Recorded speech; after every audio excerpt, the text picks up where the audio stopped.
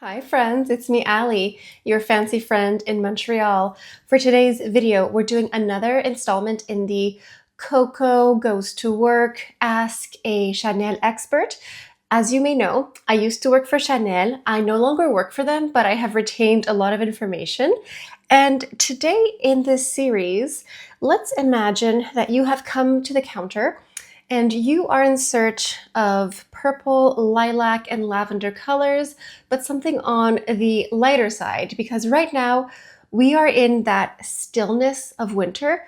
However, spring is on the horizon, so let's just add a little bit of lilac and lavender into our lives just to add a bit of lightness. That is today's video. But before we go any further, let's take a second to grab our iced coffee or a hot coffee. Let's take a sip and let's get started. Yes, this is in fact an iced coffee. At this point, it's practically a lifestyle for me. So let's go ahead by doing some swatches. I have a look in mind, but since you're here at the counter, thank you for braving the weather. I'm going to just go ahead and pull out some items that I think you might enjoy if you want to create a beautiful lighter purple look. The first one I have to offer is the 232 Lilac Poudré. It's a matte single lilac color. I really love this one. I think it's very versatile and very unique as well. I have some quads here to mention as well. This is the lilac shade on its own. You could wear this on its own or layer it with something else. Personally, I like to layer it, and I would recommend the 220 Blanc Perle. This simply means pearly white. And if you think of a pearl, it has that pearlescent finish. And no video really does this topper shade justice. The difference between these two, well, obviously one is matte, and this one here is a topper shade. It's kind of on its own. Some people think of it as a satin finish. It's really a special and unique product. You can wear it by itself, or you can layer it on top of any color. This is the topper shade here. Now, if we add a little bit on top of the lilac, it transforms it and diffuses it into a more ethereal finish. I'm a very big fan of this combination. However, maybe you want a quad because a quad is very simple. I really am a fan of the Tissé Camellia palette here. This is purple, but the purples in here are very soft and subtle. It's more of a muted, understated suggestion of purple in here. So if you want something a bit more classic, I would recommend this one here. I am very much looking forward to the Camellia collection, which is coming out very, very shortly. And I thought I would just sort of capitalize on this spring infusion, even though it doesn't quite feel like spring at the moment. These beautiful shades can give us a bit of inspiration. I also have another palette to recommend. This is the 228 Tissé Cambon. Now, when I personally think of a springtime purple palette, it is usually this one. This one is a bit more intense. We can see a little bit more vibrance here, but I think this one here is also a very classic choice. Here we have the palette, and we have some options here, so let me know what you think is more interesting to you. Today, I have a vision in mind. I'm going to keep it very light and ethereal, and I'm going to show you how to do this at home. If you don't happen to have these products, that's perfectly fine.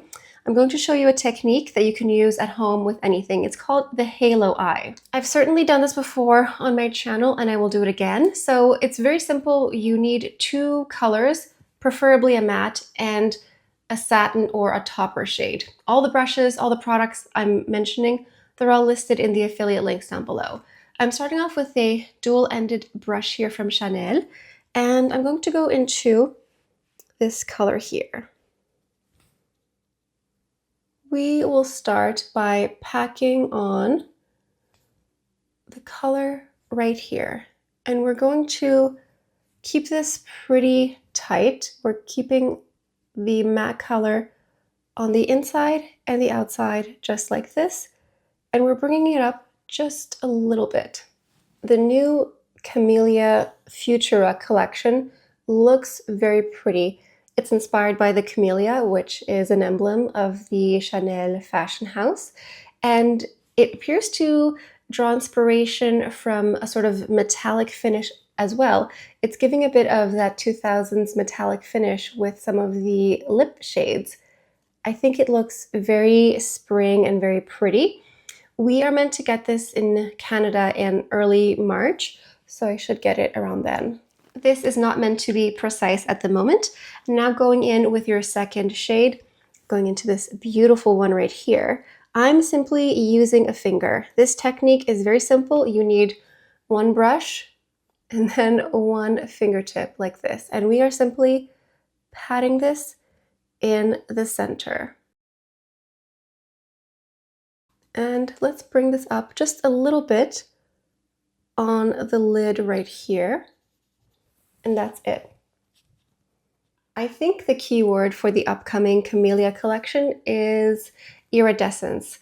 That's the vibe I get. I used metallic, which I think works, but I think iridescence is even better. And some, like the word iridescent, effervescent, those are really nice adjectives for spring because it adds lightness to the gloomy weather. I'm going to use a separate brush here. This is the dual-ended blender and shader brush. And I'm just going to very gently blend on top here. I'm not necessarily blending all the colors together. I'm just making sure that the purple color on top here doesn't just have a harsh finish. It's just a little bit more soft. For the eyeliner, I'm going into the new number 86 Mauve Intense. I think this is a very pretty color. This is practically, I think it actually is the only item that I picked up from the new spring summer collection. Nothing else really called to me, but I think that this is a very pretty purple shade, and I think it could go with any of the colors that I mentioned here today. So I'm going to go in the top waterline here. I'm then going to do a thin line on the bottom, but only maybe half of the way, and then I'll draw a thin line on the top lashes as well.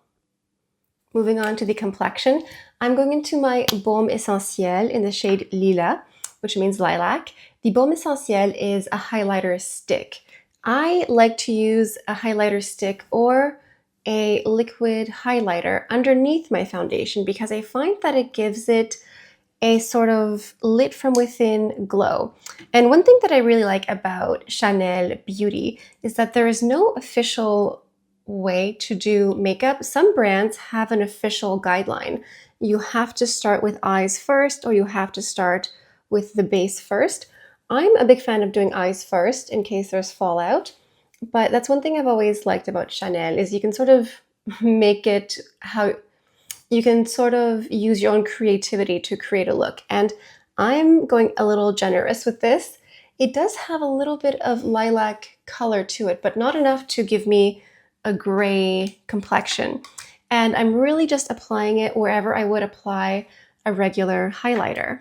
I'm then just stippling this in place, and this is the Touch Up face brush, which I normally use for my foundation, and I'm going to go ahead and use this now, or right after, and you just sort of tap it here. It gives you that glow.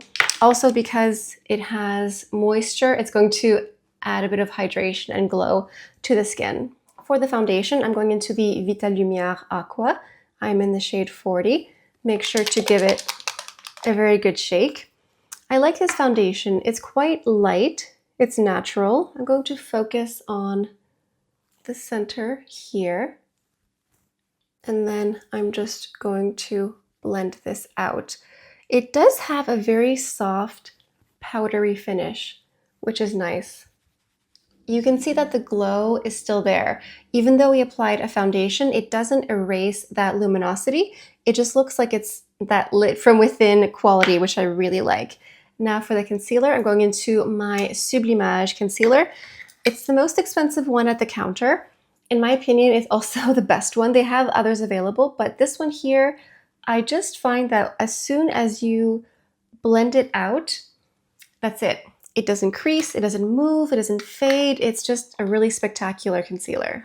For the blush, let's stick to something you already own at home. I'm going to go into my Fantaisie de Chanel, which came out a few years ago for spring. This is a beautiful fuchsia highlighter infused blush. So go with anything with a little bit of pink. If you're unsure, you can go for something a little bit more neutral, but anything slightly pink is going to pair really well with this combination here. And I'm going to go in with the blush brush.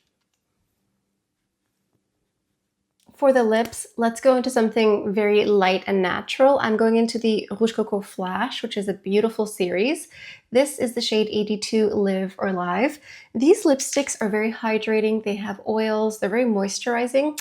They're not going to be the most long lasting, so you may want to go in with a lip liner at first or be comfortable reapplying throughout the day. To finish off our lilac and lavender inspired creation here, I'm going to go into the perfume called Jersey, which has lavender notes. It's going to be light and fresh, and I think just a good pairing for this look here, which gives light and fresh, a little bit ethereal. It's giving purple, but not too much. I certainly hope you enjoyed this trip to the Chanel counter with me today. I hope you take the time to leave a purple heart emoji or a lavender flower emoji. If they have other purple flowers, leave that in the comments down below. And make sure that you subscribe to my channel because I do lots of videos like these, lots of reviews and tutorials, and I'll be reviewing the new Camellia Futura collection soon. So make sure you subscribe to my channel. That is it for today's video. Thank you so much for stopping by, and I'll see you next time. Bye.